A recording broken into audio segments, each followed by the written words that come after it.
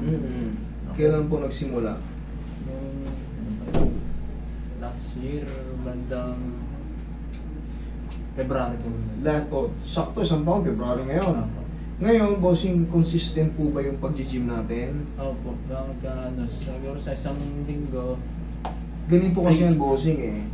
Kailangan kasi magkaroon din kayo ng knowledge about sa mga disc compression.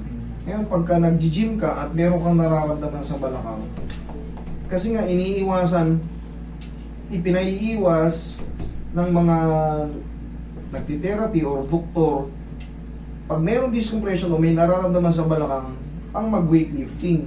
Ngayon, gaya nga ng sagot mo, consistent ka, kumbaga, talagang sa isang linggo, may dalawa, may isa, may... Kumbaga, nandyan lang talaga nagbubuhat ka talaga. Pero bossing, hindi healthy yun eh. Kailangan mapaayos muna yung ano eh. Balakang mo kasi. Yung disc compression, pagka mabigat yung binubuhat mo, syempre umiili tayo eh. Pagsado, magkakaroon ng lalo maiipit. Okay? Wala kang disgrasya, idol. Hindi ka natumba, na-disgrasya motor. Nalaglag dati, nung after po nung sa dito ko. Siguro mga bandang, ito lang September last year naman. Nahulog po ako sa scaffolding. Ito naman po kapila tumamak, tapos parang lumala siya. Yun nga po eh. Kaya tinatanong ko yan. Kasi, yung impact, tumama yung dyan mo. Kahit sabihin na andito sa kabila yung ano, kahit dito tumama, magkakonekta po yan. Kung tamaan ka man dito, siyempre isang paikot yung disc eh. Isang paikot. Kaya tinatanong ko, kasi iiwasan naman natin ngayon kung baka na-fracture kayo, kung nag-disgrasya kayo sa motor. Si bossing naman natumba at nalaglag. Nagpasa-pasa ba siya bossing nun? Hindi naman eh. Talagang ano lang po, kinabukasan parang sumakit po siya. Parang feeling mo lamog lang, gano'n. Opo, gano'n. Hanggang dito Okay. eh. Sumakit siya hanggang din eh. Pero ngayon ang nararamdaman mo, pumapaganon. Opo, minsan, di po tulad dati na sobrang sakit na yung pagkaganyan po ako meron. Pero ngayon, Medyo di naman- nakarelax naman. Opo, kaya lang, tuwing naglalaro po ako basketball, kinabukasan sobrang sakit po ng ganito ko. Okay. Yun yung tinatawag na disc compression, idol.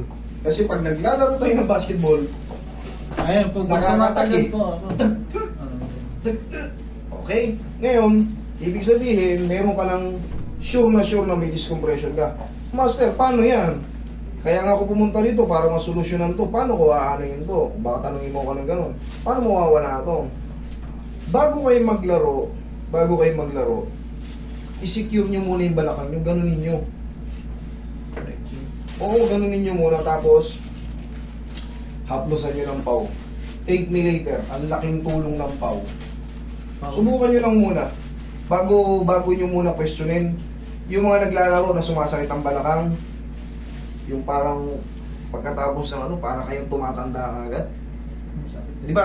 Tapos ng laro, nakaupo kayo. Nagkukwentuhan ng tropa, katatapos ng laro. Pag tayo mo, Sakit na eh. parang sinapian ka agad ng 60 years old. Sakit. Hindi naman. Kahit mga 1 to 2 weeks na. Hindi, mamimaintain mo naman yung idol pag push-up eh. Maniwala ka sa akin. Simula nung sumakit ng nagdaro ko sa iyo Sunday eh. One week na ulit. O, kita mo. Parang ngayon- Ikaw naman na nakakaramdam eh. Hindi naman ako. 1 week. Ano siya, yun, medyo nawala na. Okay, relax lang. Huwag lalaban. One more. Kabilang side.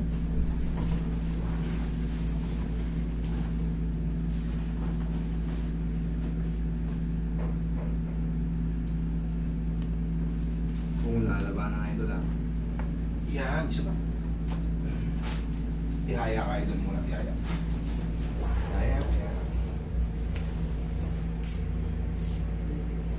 Dito sa flower. Relax lang, sarap. Kabila. Lapa ka idol.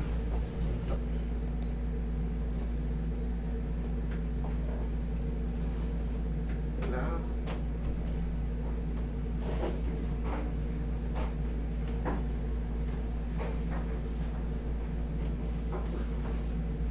Relax lang.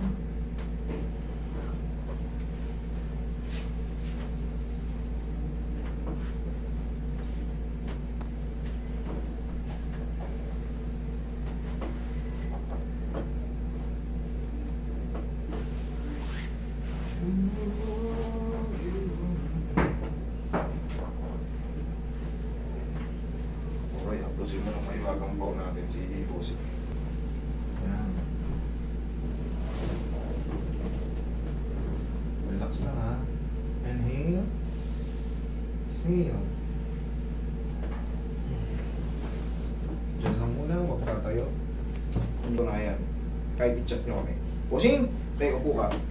Tapos, for the meantime, kasi si Bossing, kahit pa paano, regular din nag-gym.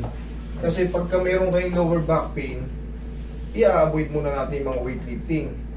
Para ma-maintain yung ganda ng katawan mo, Bossing, kahit sa kama ka lang muna mag-push up eh. Kahit mga pasikwe-sikwe. Yung ganito, yung elevate lang muna, ma-maintain yung mga bicep, tricep mo at chest mo. Wala munang sa lower. Okay? Puro push up muna. Gaganda palalo yan. Okay, Bossing? Gets? Kasi nagpa-adjust ka eh. Baka mamaya, tiwala ka na agad eh. Ayos ah. Wala nang binuhat mo agad. Tapos, konting buhat ng dumbbell. Nagreklamo ka, master. May umigkas eh. Sabi ko na sa'yo eh. Tsaka mas mahirap yung mauulitan. Tandaan nyo yan. Yung nakarecover ka na, bigla nakulitan ka. Baka hindi mo matanggap yung sakit. Ganyan-ganyan mo lang yan ng pawa idol pag maglalaro, ha? Pero yung basketball, yung pwede pa po. Kaya nga nasabi ko bago mag-start ng basketball, idol, bata ka pa, makunat pa yung mga ano mo na yan. Nagta-timing lang, naiipon lang kasi nga hindi mo napapa-adjust. Ngayon, naipon na. Iinda ka na kasi nagsasabay yung sakit ng balakang, basketball, weightlifting, puro compression na. Ngayon, ni-release ko, sundin mo lang yan ako. Panoorin mo yung video natin para ma-review mo. O total, ikaw naman akong nakarinig na mismo sinabi ko.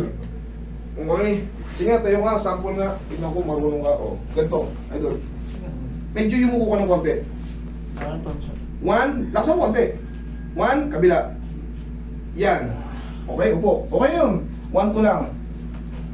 Yan yung gagawin mo bago maglaro. Tapos kada gising sa umaga. Okay, tapos, pow. Okay? Thank you.